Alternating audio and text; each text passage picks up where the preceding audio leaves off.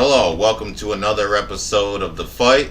I'm Mike, that's Zach, and we got a hell of a lot to get into today, so we're just going to jump right into it. As always, please take a minute, like, share, subscribe. For some reason, comments have more weight than pretty much anything else, so please comment, get involved with the conversation, and give us some ideas, give us some feedback, so let us know what we're doing. Right. You know what I mean? Let us know what you guys want. Now, first of all, we do have some news. We have some new equipment coming. Should be here in time for our next episode. A bunch of audio equipment. So we will have an audio-only version of the show that will be uploaded to various sites. I'll have the specifics to you when we announce that next week. So we have that going on, and holy shit, dude. So last week we left off with two-way as a teaser. We didn't really have time to get to it, got tagged down to the end, said we'd start it this week. And they added even more two-way stuff to it. Exactly, just like the Cuomo story last time. I was going to say it's a good thing because they gave us even more to add to it this week. And man, we got like 2 hours of shit to fit into today's episode. So much going on. So what we didn't get to last week, let's start there. If you remember, I teased that the Vermont Supreme Court had a ruling where they upheld. I can't even talk today. Where they upheld mag ban as constitutional, which is scary. It is scary because now they're upholding as constitutional, and any other court case, they can bring that up. So in the let's say that you're in a state and you get caught with a high cap magazine, right? That for some reason they decided that they don't want it, or they don't allow you to have those anymore. Or a better example, actually, let's go down this road, that you have a group of people trying to sue the state, right? Like it happens all the time. There's been people trying to sue New York State ever since the SAFE Act was enacted. And every time it comes up, it gets, they try to change the wording a little bit so the case is mute. They toss out, they won't hear it. There's a bunch of shenanigans that goes on when it starts to go up to Supreme Court levels. And, but if there's already other judges in states saying that, hey, this is constitutional, have a mag ban, and that hurts the fight in other states. So now, when someone tries to go and sue their state and say, hey, this is unconstitutional, we have a right to obtain this stuff, we have a right to have this stuff, it's in our guaranteed freedom, you know what I mean? Now the court can just look at your case and be like, well, we don't see that why you should have this stuff. It's not. Is it really constitutional? Over here they're saying it's not constitutional, and we also feel it's not constitutional. Because they're going with it, we're also going board. You don't need it. That's the problem, because they're using Vermont as the testing ground, and those arguments now, mark our fucking words, are going to become the next national argument. So here's what they put in the decision. First of all, they ruled that the Second Amendment was most likely in the context of militias and is therefore void in the context of the modern day. That's the first one. Second part, they ruled that citizens still have the right to personal defense, but under rules, regulations, and restrictions. Okay, here's the thing, too.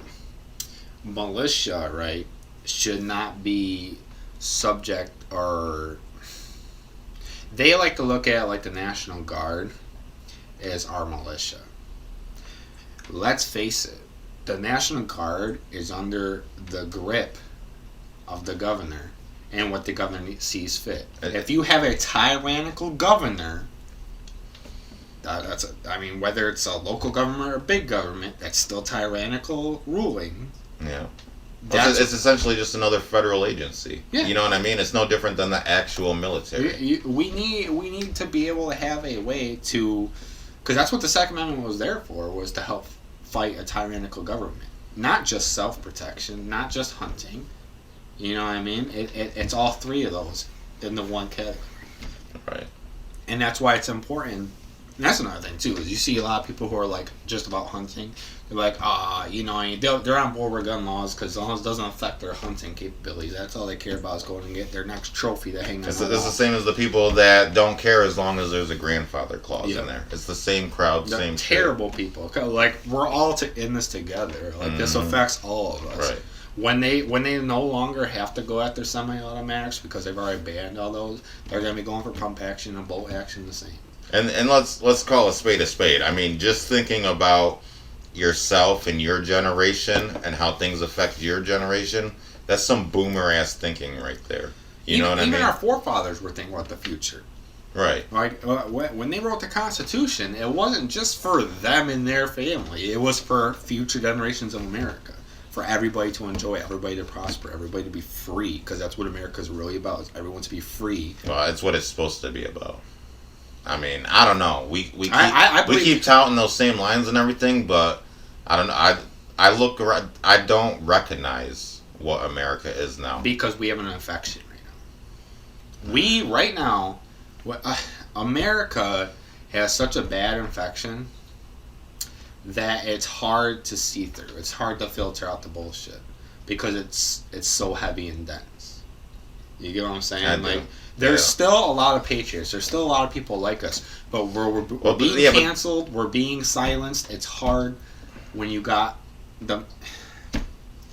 I hate to say it, but at some point you have to decide when you're gonna stand on principle, and I mean there's hard decisions that are going to have to be made in the near future, and as a collective, because no one person or no one small group can do shit. That's how we got to the situation that we're in now. We got divided and conquered. You know what I mean? The power of we the people only works if it's a unified we the people. You know what I mean? So we got that going on. Also, we got HR 8 this last week. That was the one that was passed, right? Yes. Well, we got two. The first one is HR 8, which is universal background check and bans person-to-person transfer. Now, with this specific bill, 3 Republican co-sponsors on this goddamn bill. Rhinos. We already knew that they were pieces of shit to be. And here they are. Just in case they're your Republicans, we're going to name them. And let's make sure that they get primaried in the next election like so many others need to be. We really need to clean house on this party. So we have Fred Upton of Michigan. We have Christopher Smith of New Jersey. And Brian Fitzpatrick of Pennsylvania are the 3 Republican co-sponsors on H.R. 8, Universal Backgrounds. That last name sounds like somebody would sign some shit like that. Right. Can we take a second to talk about what you were just saying about cleansing the party, right? Before, and I kind of fell into it a little bit too, we were hearing that Trump was going to possibly come back with another party. The Patriot Party, right? Or is that what it was called? We even talked about this a little bit before. Right, yeah. He already came out and debunked that theory and said he did. We need to take back control. He did. Of the Republican Party. Yeah. Which now, if I was fully on. Well, I don't know. I had a weird take on that because while I was fully on board with the Patriot Party, it wasn't in the context of fully creating a new party. What I was saying at the time is that the new conservatives, let's call it, the Trump conservatives, people like me and you that just came in 2016 in opposition to socialism and everything that was going on. Okay.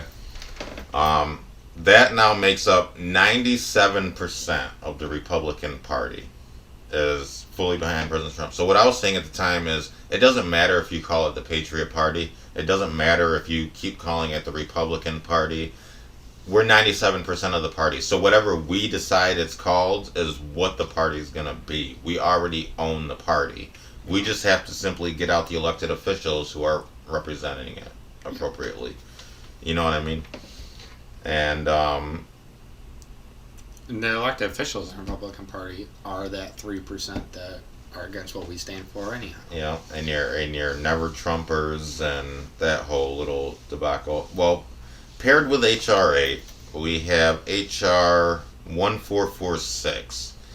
Now, the last one was universal background checks. 1446 is enhanced background checks to go with the universal background checks. Now, specifically, what 1446 is going to do is pretty much the whole purpose of it is it's looking to destroy the NICS system. Which, if for anybody that doesn't know, the NICS system just says that if you go and you start the purchase of a firearm, they do your background check. The information doesn't come back to them right away. Okay, they have up to 3 days to have you wait for that information to come back. If that information has not come back by the end of the 3rd day, they are to go ahead and finish the sale of that firearm to you. That's what the NICS system is. So that basically it prevents them from stalling it indefinitely. You see what I'm saying? Now they're going to change that. They're going to do away with that, of course. And what the changes proposed are they're going to change it from a 3-day to a 10-day, 10 business days. So not weekends, not federal holidays, which usually fall on Mondays. And and if it doesn't come back by the end of that 10 days, that 10 business days, then they just simply add on another 10 days. So there's no clause in there for if they don't there's no deadline. So if it doesn't come back in 10 days, they just tack on another 10 days. At the end of that 10 days, they can just tack on another 10 days. And they can just delay you indefinitely. Yeah. It's like how they do court battles now. You know what I mean? You just drag it out forever. And it actually hurts the gun shops too. Because they can't get rid of that firearm if they already sold it to you. If you already paid them the cash for it and have it on hold, even if you didn't pay the full thing, right? They still have to hold that firearm because when they did the background check for you, they linked that serial number for that firearm to your name in that background check, which means they're on hold with that inventory. So if those sales keep piling up, they're stuck with all this inventory that they can't get out of the shop, which limits how much they can hold in their shop too. Right. And ultimately hurts them in their sales. Now, not only that, but it hurts a lot of people, especially women could be hurt by these new bills, because we've already seen instances where women have been in abusive relationships, or they've had a stalker, or they've been in one of those egregious situations, and they will go and file for a permit for a handheld pistol, or they'll try to buy some type of firearm, and they get delayed in the system for whatever reason. Something happens, and then the next thing is they've been attacked, or they found their body, or when they needed that firearm, they didn't have it to protect themselves. Yeah. You know what I mean? And that can go for anybody, male or female, but you see it more in cases of females because of those situations of abusive relationships, stalking, rape, stuff like that. Yeah. And it's very disappointing. Yeah, it shouldn't be happening. Not in America. Not anywhere, but, we have a constitutional right that says, hey, we have a God-given right. You know what I mean? Right. It's to me, it's crazy because that they even have to have it in the Constitution, because everyone has the right to defend themselves. You want to take claws away from a bear. Well, they're supposed to have the right to defend themselves. Mm-hmm. But that's less and less every day. We got some hard decisions to make. That's why I love places like Texas that are talking about making 2A sanctuaries. We have seen quite a few states lately have been pushing for constitutional open carries. So that's some headway, but where you live is going to make a huge difference on your life. Yeah. And it already does, and more so going forward. But moving on from 2A, Biden. So Biden recently did a presser with Democrats, and the feed was mysteriously cut after he said that he would take questions. And it just so happens we have a clip of that to play for you now. God. Here we go. Have to do. So I want to thank you all. I really mean from the bottom. I want to thank you. Thank you, thank you, thank you. And I'm happy to take questions if that's what I'm supposed to do, Nance, whatever you want me to do.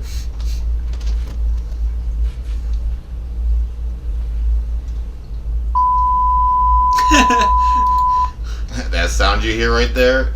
That old school red, blue bars, the whole nine. Cut like the the feed. White House itself just straight cut the feed up to the virtual event. God only knows what was said. God only knows what was said. Is right. Bro, they have to cut him. He's like a deranged lunatic that just... Well, think about it. This is supposed to be the President of the United States. And here he is, all right, saying, "Oh, so now I'm happy to take questions if that's what I'm supposed to do, or whatever you want me to do, or I don't even know what's going on right now." And cut it, commercials, do Yep. something. That lets you know he's being controlled. He's being a puppet. That is a telltale If it wasn't sign. already clear as day, Yep. it's absolutely ridiculous. Oh, what am I supposed to do right now? Oh, yeah, all right. Oh, yeah. All right, this is what you wanted to say? All right. You know what I mean? That's basically what he's like. If he can even remember what he's doing that day. And now, speaking of Biden, for us here in New York, seems there's a bit of a local connection to the now resident of the White House. So I have an article here, and I think my cat smoked crack or something. Hang on. what did you do to your cat? I don't know. Sorry. Terrible. Alright. Oh my goodness! Sorry for that, guys. It all goes off the rails. Professional quality, folks. That's what you get when you come here. Professional quality. Hey, at least it's real and down to earth and not some, you know what I mean? Eventually we'll have a studio where we won't have to deal with it. That's what it's all about, you know. So I have an article here from Auburn Pub. All right, here in New York, titled, "I would love that. Catco invites Biden to Auburn Diner with link to president." Catco, this is for you. Yeah, this is John Catco, rep of New York, I believe 24th district or something like that. I can't believe I voted for that guy. I felt like because I didn't know enough about him or politics that, you know what I mean? I just took the name like, all right, I made one of those mistakes of like, well, I guess a rookie mistake, where it's like, who you vote for, you know what I mean? You don't know enough about it, you're just going to vote for Republican or conservative because that's all you know what I mean? You just know you don't want them left-wing extremists. And somehow we still end up with a left-wing extremist. Right, exactly. So, article goes on to say, while at the White House for a meeting on infrastructure plan, U.S. Rep. John Catco didn't miss an opportunity to invite President Joe Biden to Auburn. Catco, Republican from Camillus, told the Citizen that he spoke to Biden after a meeting Thursday. During the convention, he invited the president to visit Auburn for breakfast or lunch at Hunter Dinerant.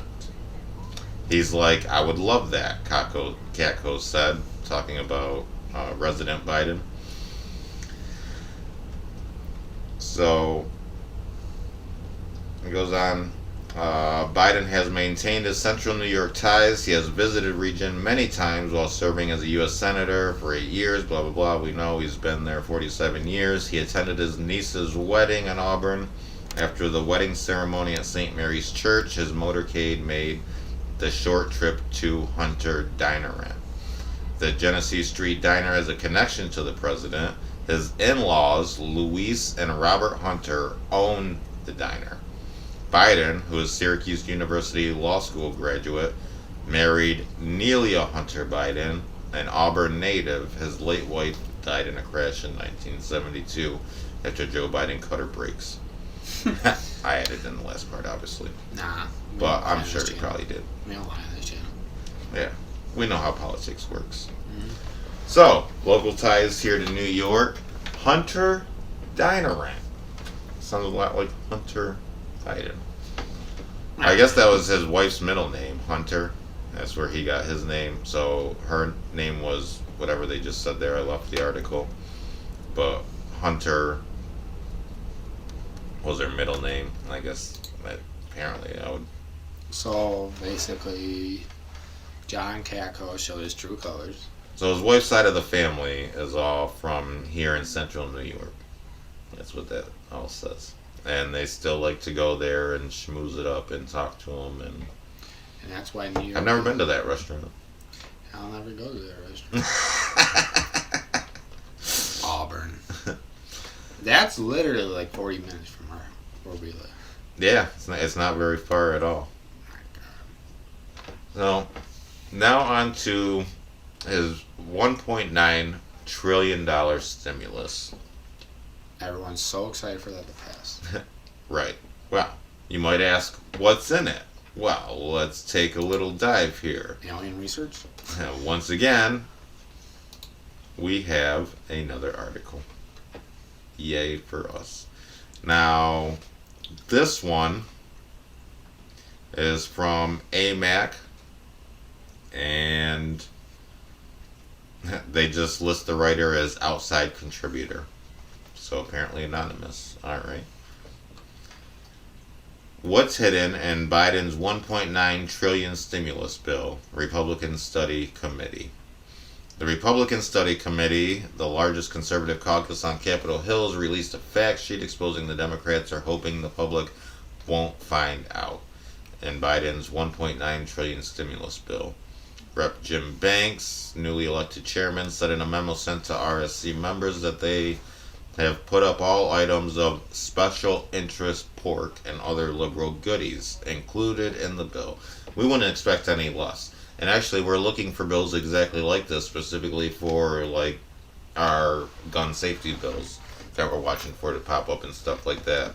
Good news is, from what I've seen so far, these bills are huge. I'm actually going through the text of the bill, not just relying on articles and all that. But it's a lot to go through. But from what I've seen so far, I don't see any gun bills in it. Continuing with the article, they say Democrats on last Friday unveiled the full text of the 591-page bill. Damn. Titled American Rescue Plan Act of 2021.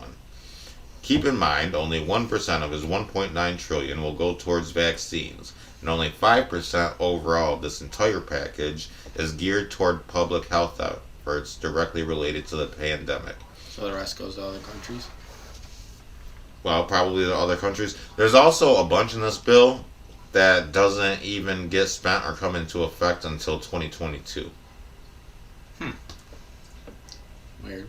Banks said President Joe Biden's bill is a bailout full of kickbacks to Democrat special interest groups, we wouldn't expect any less, that gave them power, such as $10 million to every labor union, bailouts to Planned Parenthood, stimulus grants to illegal immigrant families.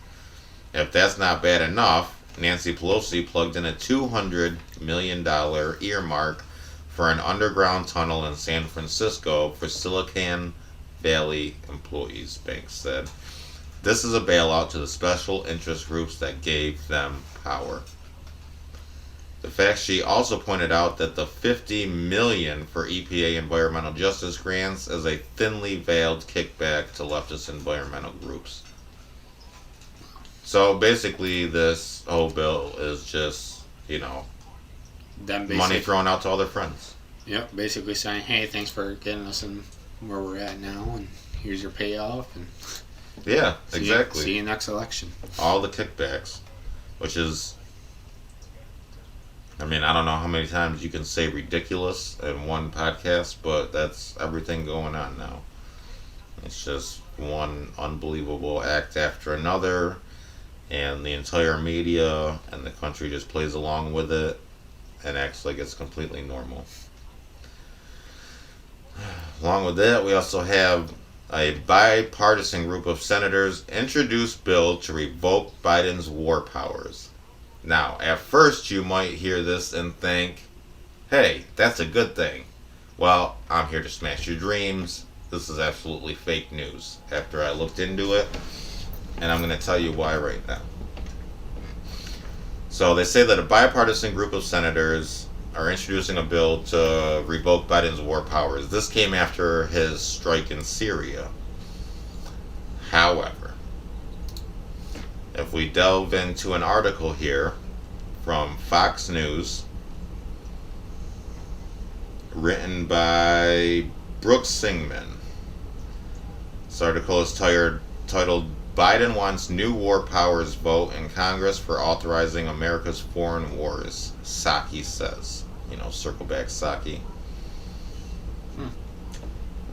The White House on Friday said it is committed to working with Congress on new legislation to repeal current presidential war powers to be replaced with a narrow and specific framework to protect U.S. national security while ending the forever wars.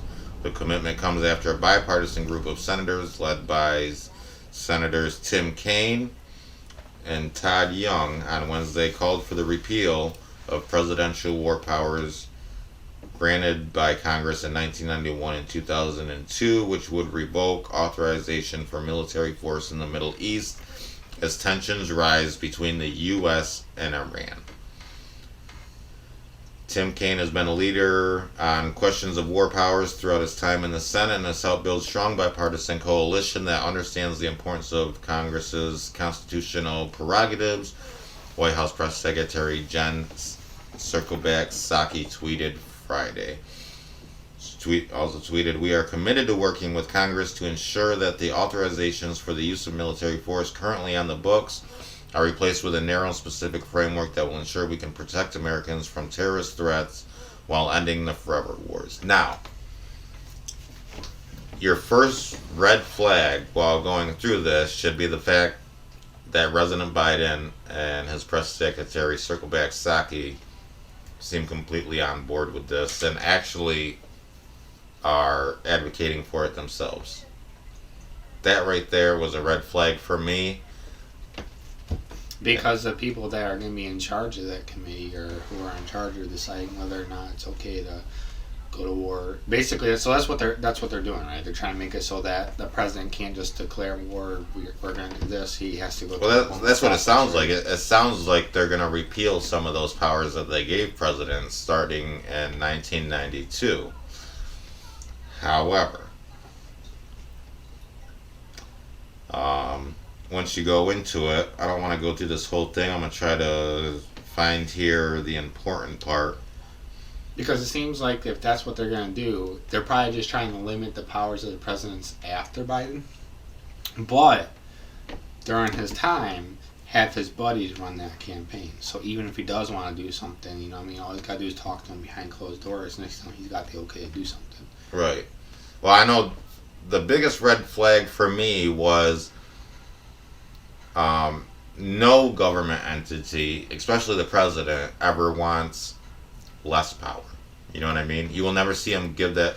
That is what's so dangerous about things like Patriot Acts, SAFE Acts, all this stuff, is because it comes at a time of crisis like 9/11 or something like that where they can take advantage of it and they say, for this current situation, we need this. The problem is, once that current situation is over, that legislation is never going to be repealed or reined in. You know what I mean? It's just going to be there forever and added on. Now, here's the kicker. Democrats and Republicans have called for an end to U.S. forever wars and seek to revoke the president's ability to continue military force in Iraq, though it would not necessarily limit Biden's ability to use military actions in other Middle East nations. So they're just trying to get out of the war in Iraq, basically. Right. Well, this is all about Iraq. So this is what they're essentially saying is that really what this is going to do is only going to deal with Iraq, and it's not really going to limit what he does in any other countries. And I can't help but feel like this is aimed specifically at the Iran nuclear deal. Because they're talking about Iraq and Syria, and so now they have this legislation that's going to help restrict his powers for Iraq, but those powers aren't going to be able to use for other Middle East countries like Iran, who he wants to do the nuclear deal with and send over more planes with pallets full of cash on them. So at the end of the day, like everything else, it's just a big bunch of BS.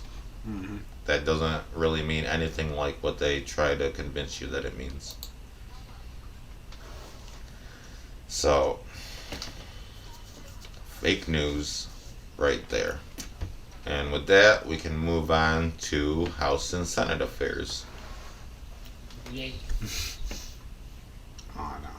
So, the first thing we got during this last week, the House passed the George Floyd Justice and Policing Act. Now, I don't even know what all that's in this, so. I have to say that I actually like quite a bit of what's in this bill. Now, as you know, I tend to fall outside of the box when it comes to the Conservative Party and their relationship with police. And I would remind everybody that it's the police who have enforced the lockdowns over the last year. It's the police who go out and enforce the gun laws. It's the police who do the bidding of the government without question almost every time. Once in a while you'll have a good sheriff or something stand up to something. They might have a line in the sand. But for the most part, they take orders, they follow orders. You know what I mean? Yeah. And, there's no denying that there is a bad public relations between police and the general population that isn't wealthy and, dare I say, even wealthy white. You know what I mean? Even though I hate to jump onto that race side of things, because as I talked about in the last podcast, and it really doesn't have anything to do with race. It has to do with wealth and poverty. But so in this bill, some of the things that they're going to do is they are going to revoke qualified immunity for cops. So what does that mean? That means that as of right now, with qualified immunity, you cannot sue the police department. You cannot sue individual police officers if, say, you feel that they did something wrong to you. You cannot sue them. You can't go after them in court. Oh, I'm all for eliminating that. Now they're taking away qualified immunity in this bill, and now you will be able to go after them with litigation. And just like I think that's the right thing to do with big tech, I think that is the right thing to do with police officers. Oh, definitely. Because you know what? If they feel that they might have to suffer financial consequences for actions, they're going to think a lot differently. Yeah. And then you're going to people who are in there for the right reasons, too. Right, exactly. Which, again, there's no denying that America has the largest imprisonated population. And there's also no denying that we have an unacceptable amount of innocent people in prison. Yeah. You know what I mean? I mean, to pretend otherwise is just... This is why I have the problems that I do with hero worship and all the stuff like that. Now, for example, perfect example. Say there is a gun ban, something like that in the future. Two-way is done away with. If the cops come to my house to confiscate my weapons, and I decide that that's my line in the sand, and I stand against them, and they shoot and kill me. Let's just say that's a hypothetical scenario. In that hypothetical scenario, the left essentially would be the people that sent those cops to my house to confiscate my weapons, and then they ended up shooting me because I stood against them. Yeah. The right would celebrate them as being heroes for what they do. Oh yeah. So both sides are against you. You know what I mean? When it comes, one side is sending the cops after you, and the other side is applauding them as heroes across the board who can do no wrong. You know what I mean? Or they just won't talk about it at all. Which you can, right? You can respect people who serve, although I don't like that term unless you're only talking about the military. I believe that service is only the military. I believe they're the only ones that you can actually say serve. Well, Police officers don't serve because, although yes, their job is dangerous, they are paid well. They have an insane amount of power. And they get to There's go an home. insane amount of abuse and corruption that goes on in the police force. And they get to go home to their families at night. If everything went well. Now, sometimes they don't, and there are tragic cases, and it can be dangerous, and we can all respect that. Well, I would also argue too that people who are on like EMS and stuff like that, those people they serve. Yes. People are very important too, Absolutely. because a lot of that is on a volunteer basis. Yes. And they're there to basically save your life. They don't care about political views. They don't care about, you know what I mean? They just care about getting you to live another day and getting you the help that you need. I absolutely agree with that, and I didn't even think about firefighters and EMTs and all that, but absolutely. So military, those are people that serve. I don't view police as serving. They serve Also- the government. Also, They serve, right. They serve the government. They serve the government. And now you could say that the military serves the government, but that's a lot different. People join the military, they get paid shit. You know what I mean? And their lives are truly in danger every day that they're deployed in an overseas campaign. And the people who join the military, usually people who are prideful, people They're who doing it love for the America. country. Yeah, You know what I mean? They're patriots. They're trying to keep Now, the people at home safe. Whether or not they get shammed into some BS like the Iraq War and forever wars, you know what I mean? You can't put that on them.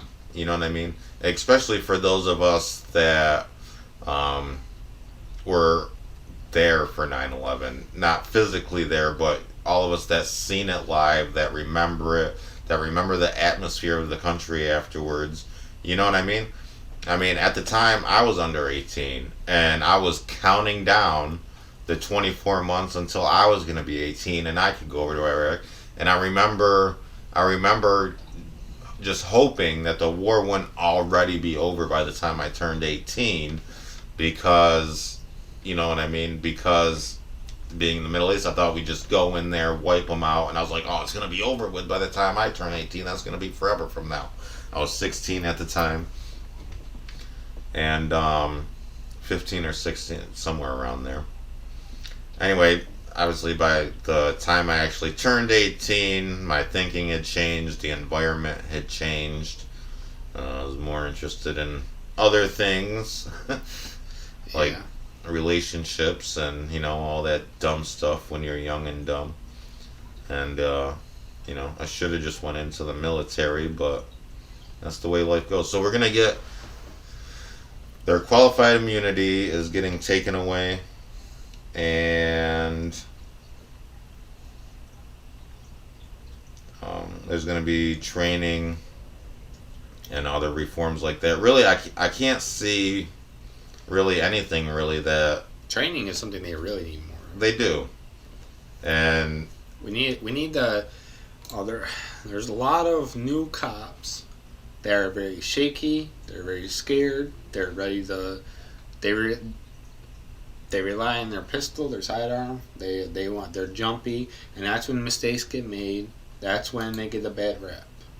right. I feel like if you're gonna be a rookie, you should be partners with someone who's been in it for at least a while. You know what I mean? Serve with that partner for like a year or two. That way you get some confidence. You get that experience under your belt that you need. You know what I mean? Power on.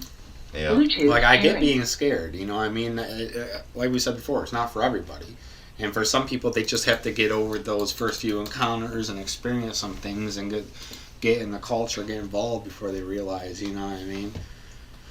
And it's I feel like a lot of them are just thrown into it. They're like, all right, you might serve with someone for like 6 months, but after that, boom, you're on your own. You know what I mean? Doing your own patrols, answering your own calls and stuff like that. I just don't think it should be like that. Right. Yeah. So I think we can all agree that policing does need a lot of reform. And I think that we can all agree that qualified immunity is taken away is a great step forward when you're dealing with arguably the people with the most power in the country. Because really, when you think about it, although they follow, government orders and enforce government laws and all that, police are the only people who can take somebody's freedom away. Yep. You know what I mean?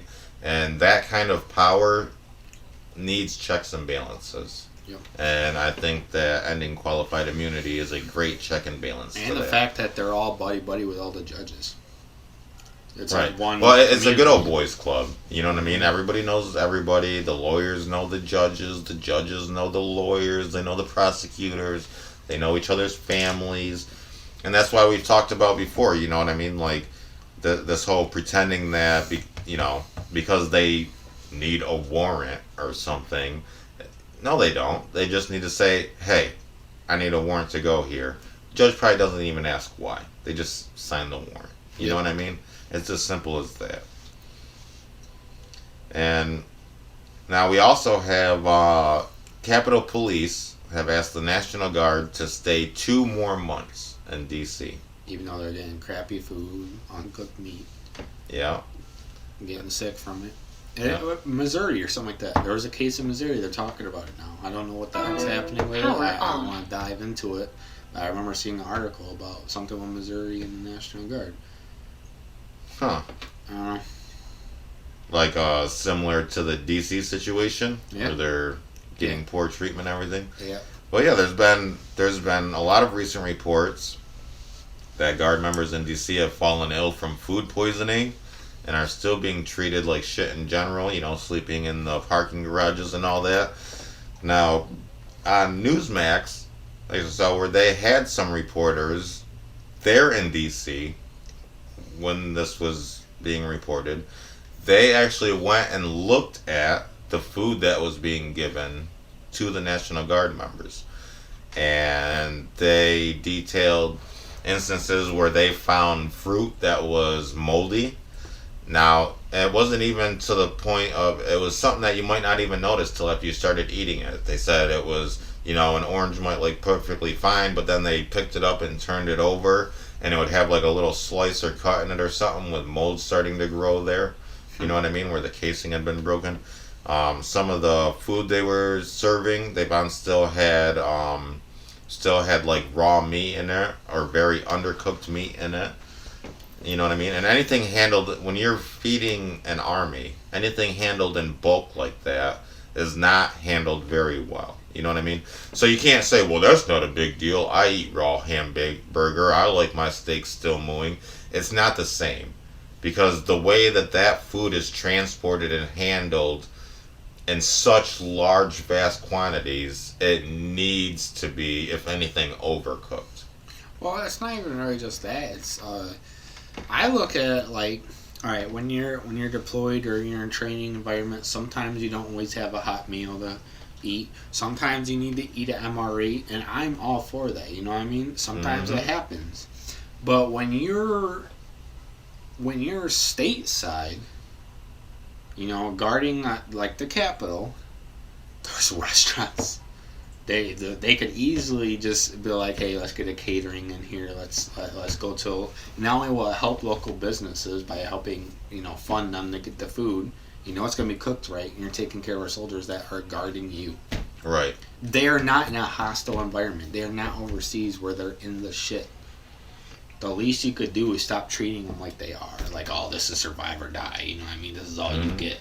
They're not. Well, not only are they absolutely treating them like shit, and now they're extending their stay another 2 months. So now you have to think that these guys probably keep thinking that they're going to be going home in a week or two or in a couple weeks. And, that deadline is coming. They're thinking about it. They have families. They like to go home. After all, it's the National Guard. Yeah. They're not used to being there full time. You know what I mean? And yes, they've deployed some National Guard overseas and stuff like that, but these aren't those guys. Well, I wouldn't say some. Actually, National Guard deploys just as much as active duty. I don't know if you knew that or not. They do, but the ones that are here are currently obviously not deployed. So these are people that were probably doing the weekend programs and whatnot. Well, no, National Guard. Okay, so National Guard, you do your once a month, you do your 2 weeks out of the year, right? Right. That's for all units across the U.S. in the National Guard. It's one thing. Mm-hmm.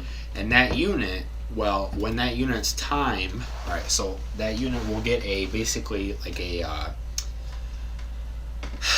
schedule. Like it's, all right, you're up for a possible deployment, right? So what that unit is doing up to that point of, they know, like their commanders or COs now will know that they're coming up for deployment spot. So what happens is they'll start, preparing the troops. They'll start getting all the gear ready. They'll start doing specific. So you're saying that if these guys hadn't been deployed to DC, they would have been deployed overseas because they were coming up on a deployment period anyway? Well, not necessarily that. They could have, whether they would have been deployed somewhere. If they were up for deployment. But there's also emergency deployments, which is what they would consider this. So even if you weren't up for deployment, if a natural disaster or a national security thing like this happens, you're automatically brought up. And you're brought in. It's usually the National Guard units from that state are the ones who are there, you know what I mean? And depending on how big of a deal it is, they'll bring in from other states and have them come in as like a joint operations. So basically, if your unit is up for deployment, your unit will take a year, I think it is, or I can't remember. It's like a year of planning. So each month is strategic training, where the higher ups will know an idea of what you're possibly going to be going into, right? Okay. And they'll do all their training to prepare you for the upcoming deployment. Okay. And what it ends up leading to is where they'll bring you to like a final training event, where it's like a month-long training event, and when you're there, they evaluate your unit. Okay. And then you either get a pass or a fail. And if your unit gets a pass, which means you have enough soldiers that are capable of upholding the position that you would, whatever you're going to deploy to, and you're all passing PT, and you're also in your training event, you're showing, that you know the job, you know what you're doing, you can handle yourself, you can do what's needed of you overseas. Then you get to go, and then if that deployment slot's there, you're gone, you're deployed. You're going out for a year, just like the active duty guys. It's no different. The only real difference is you're condensing all your month's training into a 1 weekend training event versus doing every single day like the active duty does. Okay. That's the I think we can all agree that they're ready to get the hell out of DC and to not be kept extending there with the way that they're being treated. You know what I mean? And it's funny to see. This is supposed to be the most popular president in the history of the United States. Yeah. It's fake news. Yeah. DC has to be locked down. DC has to be guarded by the military indefinitely. They have to have an indefinite occupation of the military in the nation's capital with a president that has dementia and barely knows what's going on, and everybody just keeps acting like it's completely normal and it's the same as it's always been. See, so one thing by itself seems out of place, and then as you keep adding on all the different layers, you know what I mean? It just Like, gets if worse. you actually stop to contemplate what is actually going on in the country right now, it's very scary. You know what I mean? And because, at the end of that 2 months, they're not going home. They're going to want to extend it another 2 months. Though the National Guard are going to be in the Capitol indefinitely. Mark my words on that. And I to get kind of to what you were saying before about them not being used to that, whatever have you. What's really probably going through their mind is, this is pointless. Why are we here right now? Well, because the government's scared of the people. Oh, I know. And they're going to be, because they know that President Biden isn't legitimate. They know everything that's happened. So, they're going to be there indefinitely. And this is the state of the country now. If anything, they're probably annoyed and pissed off right now. Now, Cuomo. Moving on to Cuomo. Third woman coming forward. I mean, now they're calling for him to resign. He's saying he won't resign. We had sound bites and stuff.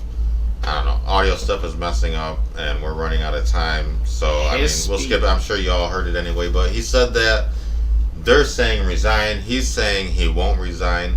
My intuition would tell me that he's not going anywhere. You know what I mean? And he'll be there running for election. He's a Democrat. Come election season. But at the same time, we can't. The people that are going after him are dead serious. And not only that, but they're Democrats. You know what I mean? Like we talked about before, this has nothing to do with us. As you can see, the sexual harassment is all they're talking about now. They're not even talking about the nursing home scandal anymore.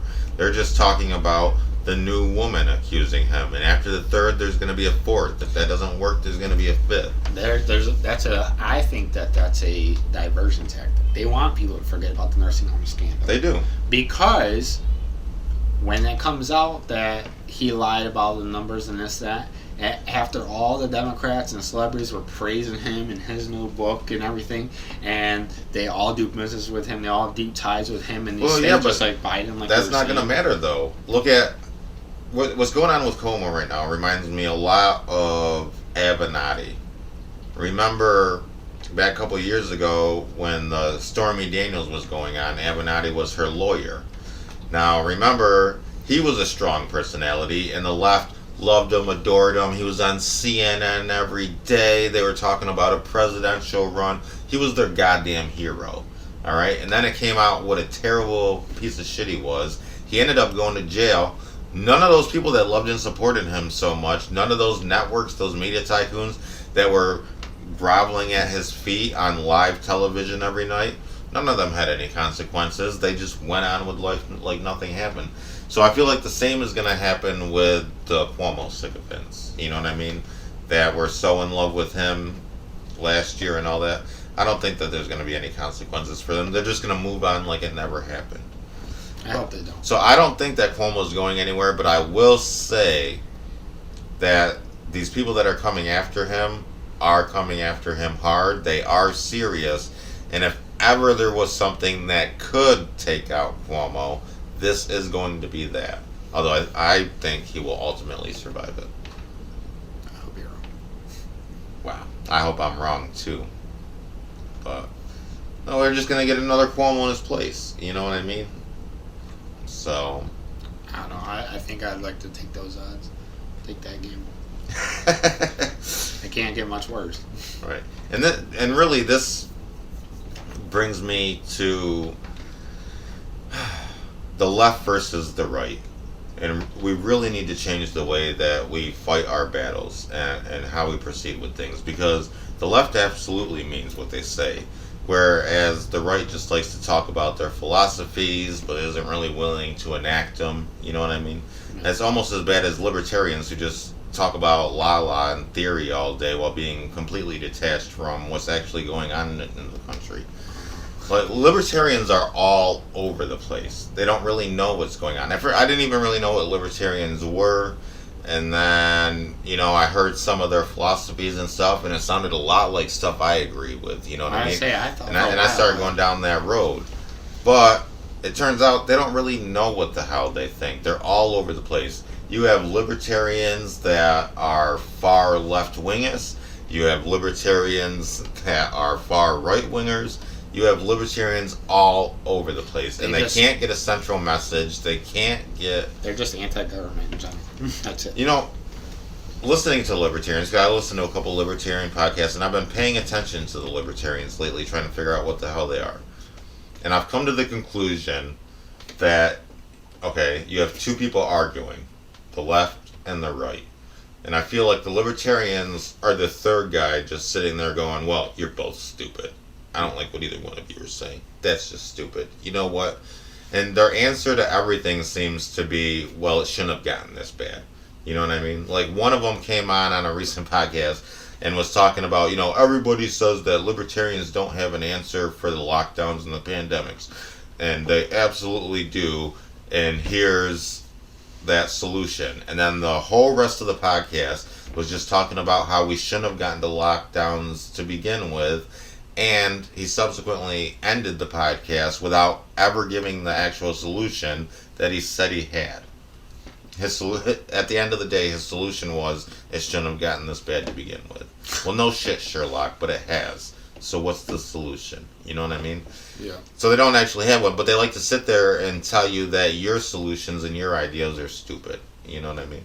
That's pretty much, not to offend all the libertarians out there, but that's, from the people that are actually in the public eye and speaking, that's the image that they're giving to you guys. And, okay, and like I just said about the right, it's just as bad to just sit there and talk about philosophy all the time. Republicans love to have the intellectual discussion and the merits. That's just as bad. You know what I mean? There comes a point where you actually have to stand for your principles or admit that you don't have any. You know what I mean? Yeah. It's